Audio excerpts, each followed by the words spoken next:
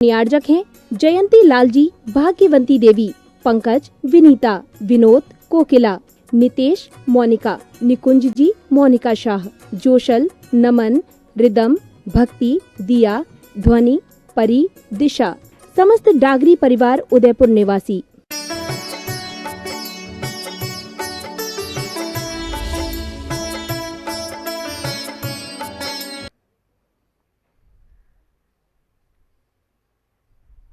थोड़ा एक जन तो खड़ा हो, कम से एक तो साहसी हो। एक व्यक्ति तो परीक्षा करे कि सब लोग जो कर रहे हैं वो ठीक है कि गलत है। वो भौतिक सुख सुविधाएं उनने इकट्ठी कर ली हैं, तो आपको करना अनिवार्य है क्या? थोड़ा ये परीक्षण कर लो कि बिना सुख सुविधाओं के भी आनंद में है कोई कि नहीं है। देखो, इस अंधी दौड़ में ना भागें। संसार की विषय वासना की अंधी दौड़ में उपलब्धि कुछ नहीं होती है, अंततः थक हार करके और पड़ जाना होता है। सौभाग्यशाली हो।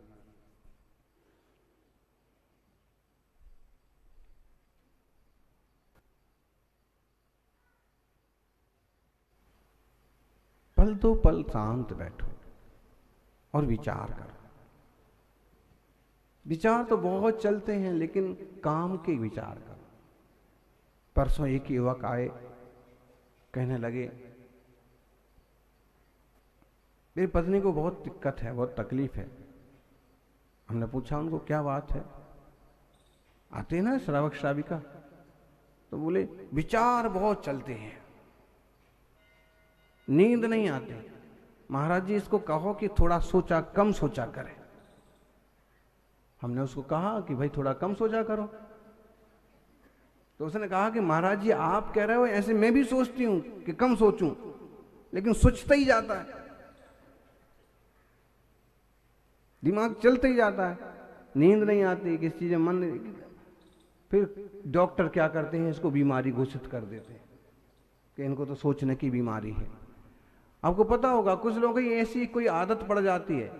हम इचलकरंजी जी में थे, तो वहां एक बुजुर्ग थे, उनको आदत थी बार बार हाथ धोने की, बार बार हाथ धोने की। उनके घर वाले आए, महाराज जी कुछ उपाय बताओ। उनको बार बार बस हाथ ही धोना है उनको। मंदिर में अगर अभिषेक करने गए हैं तो नल खोल के बैठेंगे और हाथ ही धोते रहेंगे, जब तक कोई उनको पकड़ के जबरदस्ती और ना ले जाएगा। तो बिल्कुल हाथ धो के पीछे पड़ गए, लेकिन अब उनके हाथ ही नहीं धुले। बताइए, ऐसे होता है ना किसी किसी का, किसी किसी को ऐसा एक वो, अभी किसको बीमारी बोलो क्या बोलो, किसी को सोचने की बीमारी होती है, सोचने के कारण से उन्हें नींद भी नहीं आती। क्या सोच रहे हैं, क्या उपलब्धि होने वाली है? ऐसा सोचो कुछ कि जिससे कुछ उपलब्धि हो, जिससे जीवन बदले। 64 रिद्धिधारी मुनिराज, रिद्धिधारी मुनिराज, वो भी तो अपने विचार के बल पर, आचार के बल पर रिद्धिधारी होते हैं। ऐसे रिद्धिधारी मुनिराज होते थे। वो जो सोचें सो हो जाए, जहां उनके आहार हो जाएं वहां पर अक्षय भंडार भर जाएं।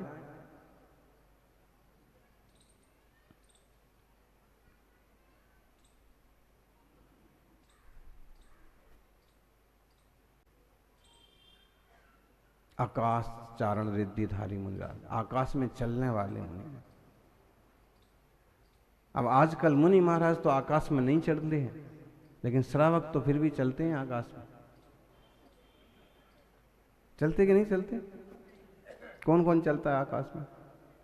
हाँ, बोले महाराज जी जहां आपको पहुंचने में महीना भर लग जाएगा, वहां हम, जहां आप पहुंचेंगे 30 दिन में, वहां हम पहुंच जाएंगे 30 मिनट में।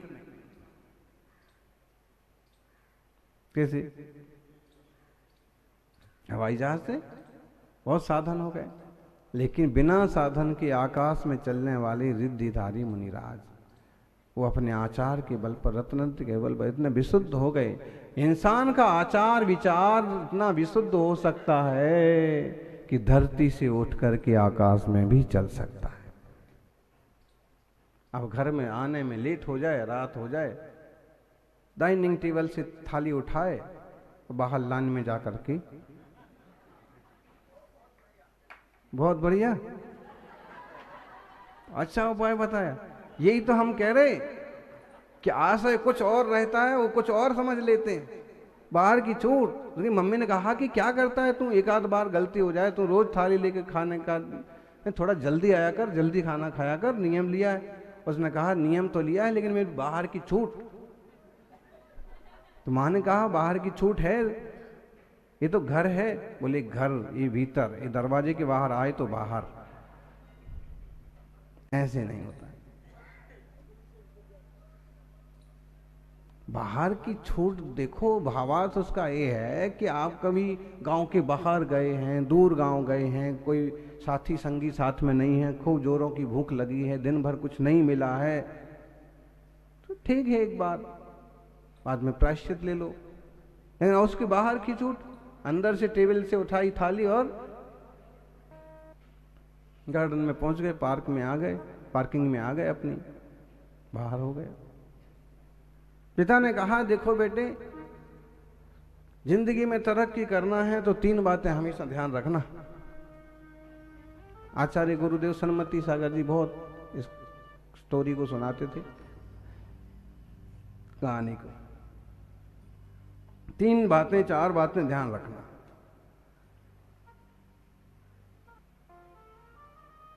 हमेशा मीठा खाना,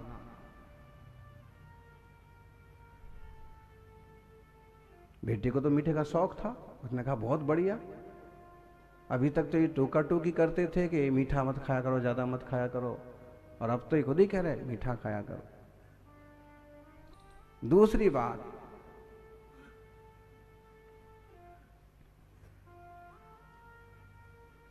एक हाथी बांधना, साल में एक बार हाथी बांधना, हाथी बांधना।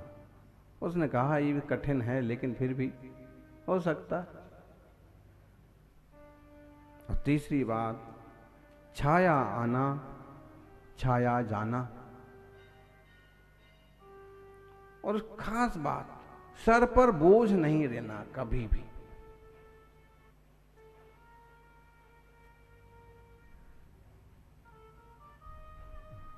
कहा ठीक है। अभी सब समझा समझा करके वो पिताजी तो समझ लो कि तीर्थ यात्रा पर चले गए कि मरण को प्राप्त हो गए। अब उसने ही चालू किया, भाई मीठा मीठा खाकर के क्या प्रॉब्लम होती है जी? शक्कर की फैक्ट्री चालू हो जाती है, और शुगर प्रॉब्लम होने के बाद भी व्यक्ति मीठा खाना नहीं छोड़ता। अब आपको शुगर प्रॉब्लम है तो मिठाई खाना क्यों नहीं छोड़ते?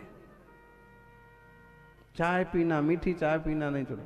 और कई बार तो घर वालों से झगड़ा इसी बात को लेता, तुम सब शक्कर वाली चाय पीते हो और मुझे, फिर कोई समझाए कि तुम्हें शुगर प्रॉब्लम है, भाड़ में जाए शुगर प्रॉब्लम, हमको भी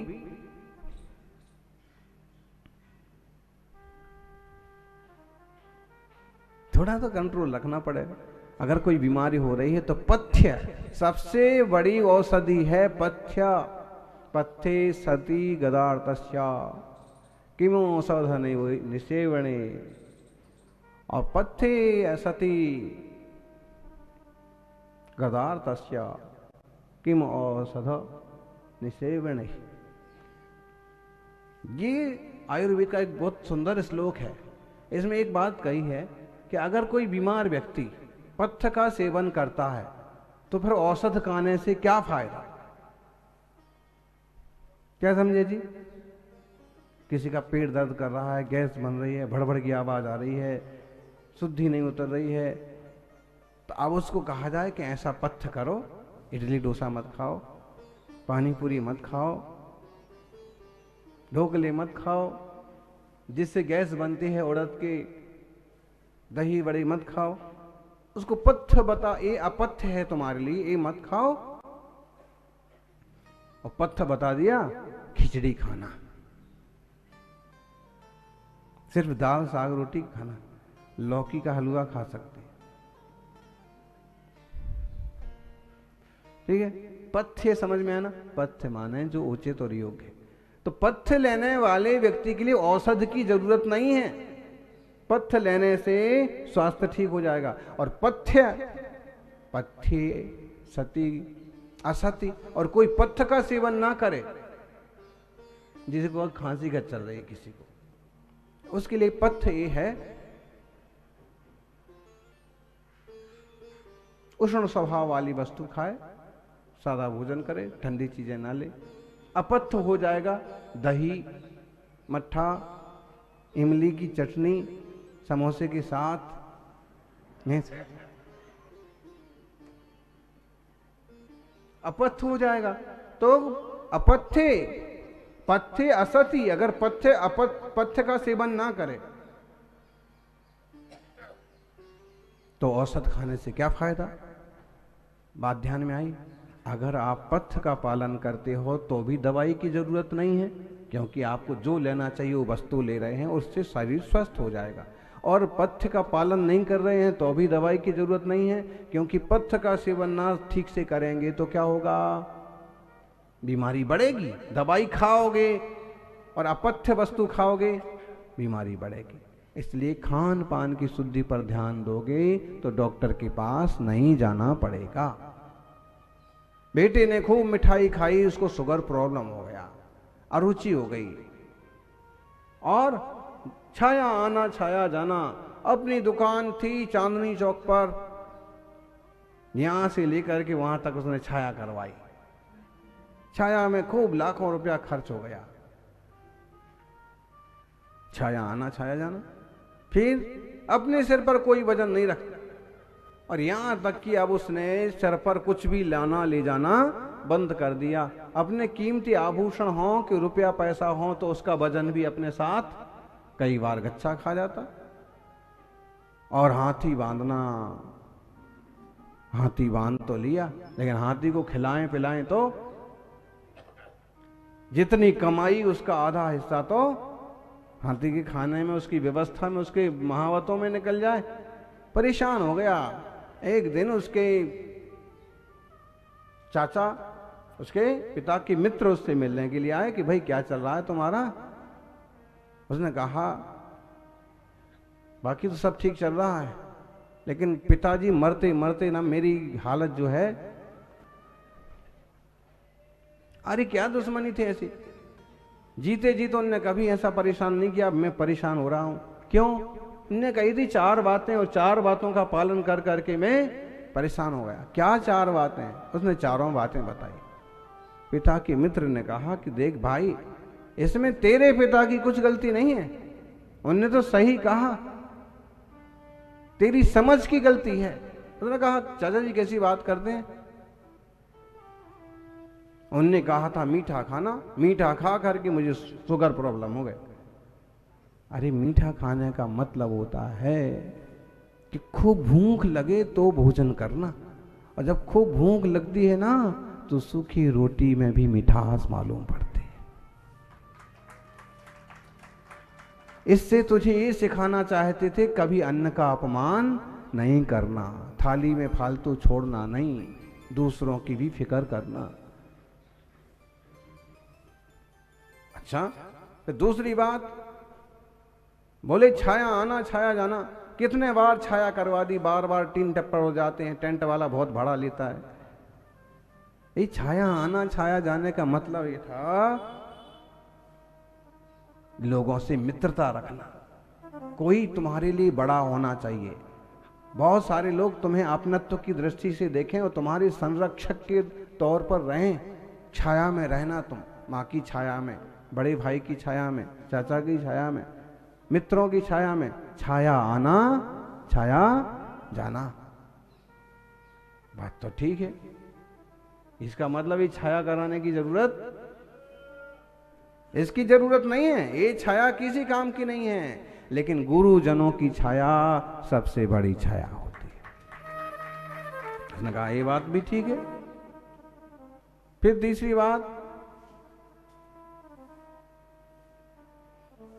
बात क्या बताई? हाथी बांधना।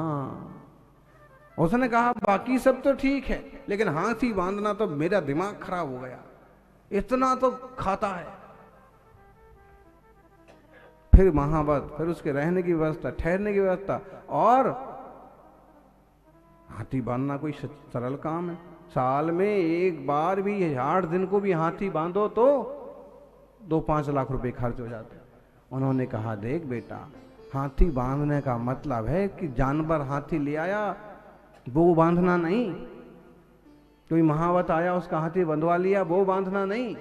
हाथी बांधने का मतलब है मुनि राजों को लाना और संघ की सेवा करना।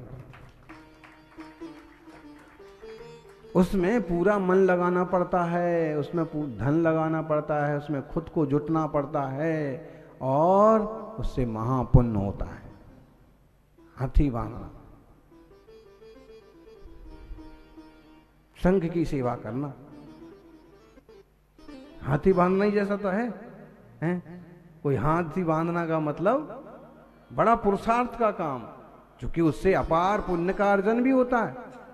लेकिन कई बार ऐसे लगता है कि कोई गलती ना हो जाए, कि सेवा कर पाएंगे कि नहीं, कि व्यवस्था बैठ पाएगी कि नहीं। सच्ची बात कहे ना तो जो अपने आप में स्वस्थ रहते हैं, अपनी आत्मा की आराधना करते हैं, ऐसे त्यागियों को कोई व्यवस्था लगती ही नहीं है। अपने में जो व्यवस्थित हैं सब व्यवस्था होती जाती है। और चौथी बात, सिर पर बोझ मत रखना। मैंने सिर पर बोझ रखना ही बंद कर दिया, यहां तक कि पगड़ी लगाना भी, टोपी लगाना भी बंद कर दिया। उसने कहा कि पगड़ी तो तेरे को पहनाई गई थी, वो भी उतार दी, सिर पर बिल्कुल भी बोझ नहीं रखना। अपनी कोई कीमती चीजें हैं तो वो मैं खुद भी अपने माथे पर नहीं रखता, बोझ नहीं लेता अपना, और भले सूटकेस कोई लेके चला जाए, इससे नुकसान भी। अरे इसका मतलब ये नहीं होता है कि अपने माथे पर सामान नहीं रखना। जरूरत पड़े अपनी चीजें, महत्वपूर्ण चीजें संभालना पड़ती हैं, पगड़ी टोपी रखना पड़ती है।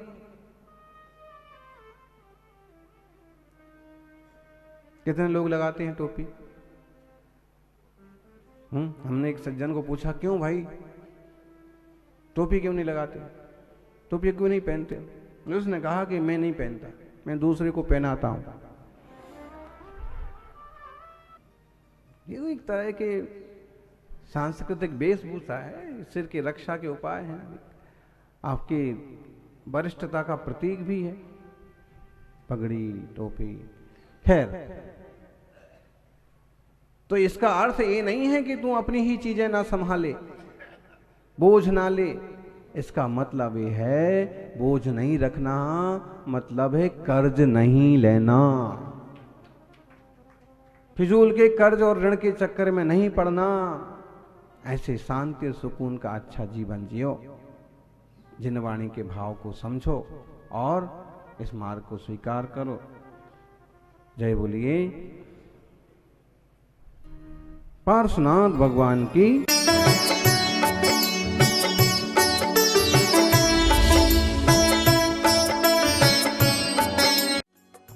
इस कार्यक्रम के पुण्यार्जक थे जयंती लाल जी, भाग्यवंती देवी, पंकज, विनीता, विनोद, कोकिला, नितेश, मोनिका, निकुंज जी, मोनिका शाह, जोशल, नमन, रिदम, भक्ति, दिया, ध्वनि, परी, दिशा, समस्त डागरी परिवार उदयपुर निवासी।